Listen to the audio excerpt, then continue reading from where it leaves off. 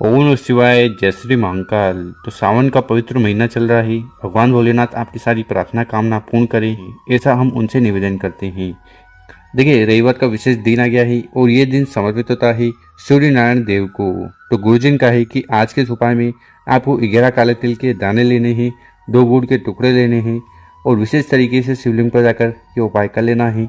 इस उपाय करने के बाद कामना पूर्ण होगी, दुर्भाग्य दूर होगा, साथ ही साथ जीवन से आलस्य समाप्त होगा। तो गुरुजी ने रविवार का अचूक उपाय बताया है, कैसे करना है वो बताएंगे। उसके पहले इस वीडियो को लाइक कर दें, चैनल पर नए हो सब्सक्राइब कर दें और कम से कम 3 लोगों के साथ व्हाट्सएप पर इस वीडियो को जरूर शेयर करें, उन लोगों की मदद करें। तो जानते हैं गुरुजी द्वारा बताया गया पहला वाला उपाय। विशेषकर इस उपाय करने के बाद जो भी समस्या है, बाधा है, जीवन में तकलीफ है, परेशानी है, वो समाप्त होने लगेगी। तो इस वाले उपाय के लिए क्या क्या सामग्री की जरूरत है वो देखते जाइएगा। सबसे पहले आपको इस प्रकार से काले तिल के दाने लेने हैं। कितने? 7, 11, 21 इस प्रकार से विषम संख्या में काले तिल ले लीजिएगा। इसी के साथ जो अगली सामग्री है वो है गुड़ के टुकड़े। ठीक है, तो 1 या 2 गुड़ के टुकड़े ले लेना है। और आखिरी में आपको तांबे का लोटा लेना है और उस तांबे के लोटे में आपको अपने घर से, अपने किचन से शुद्ध जल भर लेना है। और फिर इन सभी सामग्री को लेकर महादेव जी के मंदिर चले जाना। सुबह शाम इस उपाय को आप कर सकते हो। मंदिर में जाकर जो भी पूजन पाठ वगैरह करनी है वो कर लेना। फिर आपका जो चेहरा है वो उत्तर दिशा की तरफ होना चाहिए। देखिए, शिवलिंग के ऊपर गुड़ का उपाय करने से जीवन के अंधकार समाप्त होते हैं, तेज की वृद्धि होती है।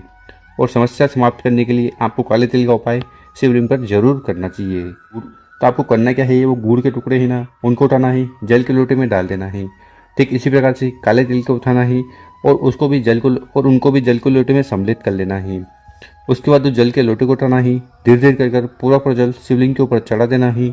ओम नमः शिवाय शीर्षनाभ्यम मंत्रों का स्मरण करते हुए यहाँ पर जल चढ़ाओगे तो जल बहता हुआ जलाधार की तरफ से नीचे आएगा। यहाँ पर आपको अपना सीधा वाला हाथ रखकर वो जल को इकट्ठा कर लेना है, कंठ, मस्तक और नैनों पर लगा लेना है। उसके बाद आपको शिवलिंग के पास बैठकर भगवान भोलेनाथ से प्रार्थना करना है कि हे भोलेनाथ, हे शिवशंभु, हे त्रिकालदर्शी, मेरी ये जो समस्या है, बाधा है, परेशानी है, इन्हें समाप्त करें और घर में सुख, शांति, समृद्धि और ऐश्वर्य की प्राप्ति करवाएं। तो ऐसे विशेष प्रार्थना करते हुए पहला वाला उपाय जरूर करना ही।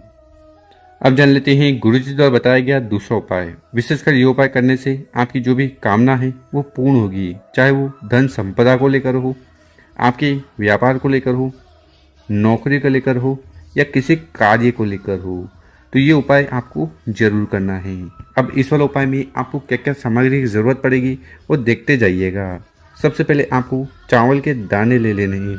ठीक है, 7 दाने, 11 दाने, 21 दाने, और वो कहीं से खंडित टूटे फूटे ना हो। इसी के साथ आपको गुड़ के टुकड़े लेने हैं। ठीक है, 1 गुड़ का टुकड़ा ले लीजिएगा।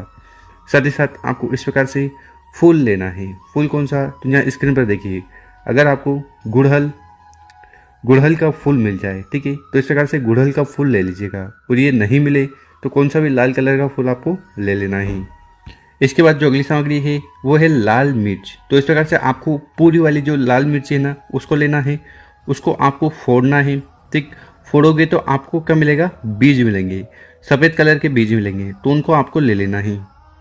इसी के साथ आपको लेना है चने की दाल। ठीक है, कितने चने की दाल लेनी है, 7, 11, 21 इस प्रकार से विषम संख्या में चने की दाल भी ले लेना।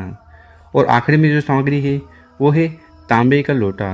तो सिर्फ आपको तांबे का लोटा लेना है, उसमें जल भर लेना है।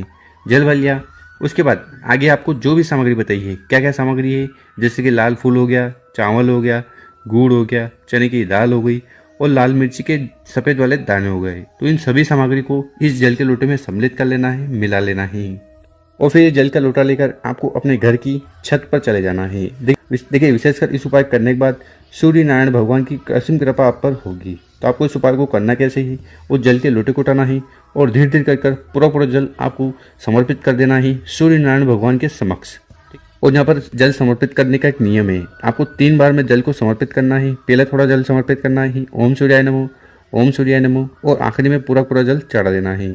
और ये जो जल का लोटा है ये आपकी सिर से 8 इंच ऊंचा होना चाहिए। तो इस प्रकार से आपको जल का लोटा पकड़ना है और जल को समर्पित कर देना है। और जल को समर्पित करते समय अगर आपको सूर्य भगवान के 12 मंत्र याद है या 12 नाम याद है तो उनका भी आपको स्मरण करते जाना है।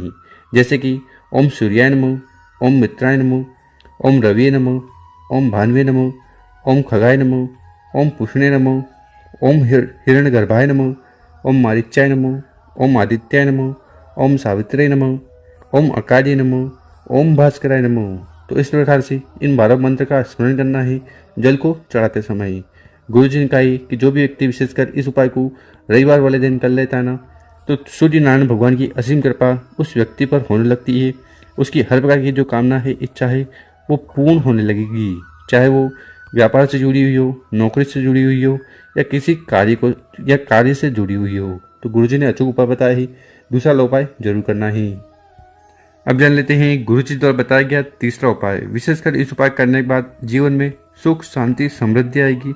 ठीक है, आपके कार्य बनने लगेंगे और जो भी कामना है, इच्छा है, वो भी पूर्ण होने लगेगी। अब इस वाले उपाय में आपको क्या क्या सामग्री की जरूरत है। सबसे पहले आपको इस प्रकार से 1 चम्मच लाल चंदन ले लेना है। साथ ही साथ आपको इस प्रकार से एक तांबे का लोटा लेना है और उस तांबे के लोटे में आपको अपने घर से, अपने किचन से शुद्ध जल भर लेना है। साथ ही साथ आपको इस प्रकार से एक बेलपत्र लेना है। ठीक, और वो बेलपत्र कहीं से खंडित टूटा फूटा नहीं होना चाहिए, क्योंकि गुरुजी कहते हैं कि कोई भी खंडित चीज शिवलिंग पर कभी भी समर्पित नहीं की जाती। तो इस प्रकार से बताइए सामग्री को लेकर महादेव जी के मंदिर चले जाना। सुबह शाम इस उपाय को आप कर सकते हो और मंदिर में पहुंचकर उत्तर दिशा की तरफ मुंह कर बैठ जाना ही, और जो भी पूजन पाठ वगैरह करनी है वो कर लीजिएगा। देखिए, हम हर बार बताते हैं शिवलिंग के ऊपर बेलपत्र को उपाय करने से भगवान भोलेनाथ बहुत ज़्यादा प्रसन्न होते हैं, क्योंकि ये जो बेलपत्र है ना, ये माता के प्रेम महोत्सव से बने हुए हैं और इसका उपाय करने से कामना, इच्छा बहुत जल्द पूर्ण होने लगती है। तो इस उपाय में सबसे पहले करना क्या है कि आपके पास जो तांबे का लोटा है ना, उस तांबे के लोटे को उठाना है और धीरे धीरे कर पूरा जल शिवलिंग के ऊपर उड़ेल देना है, समर्पित कर देना है। पंचाक्षर षडाक्षर मंत्रों का स्मरण करते हुए जल समर्पित कर दिया। उसके बाद आपको करना क्या है, ये जो चंदन है ना, इसमें आपको जल डालना है। ठीक, और आपको अच्छी तरह से लेपन तैयार कर लेना। लेपन तैयार हो गया, उसके बाद आपको बेलपत्र की जो बड़ी पत्ती है उसके ऊपर लिख देना है श्री। नीचे वाली जो पत्तियां हैं उन पर आपको इस प्रकार से स्वास्तिक बना देना है। ठीक, इस प्रकार से बेलपत्र सजा लेना है। उसके बाद उस बेलपत्र को उठाना है और आपकी जो भी कामना है, इच्छा है, उसका स्मरण करते हुए सबसे पहले उस बेलपत्र को स्पर्श करवाना है आपको गणेश जी के स्थान पर। ठीक, उसके बाद उस बेलपत्र को उठाना है, आपको स्पर्श करवाना है माता के हस्त कमल पर, और आखिरी में उस बेलपत्र को शिवलिंग के ऊपर चढ़ा देना है।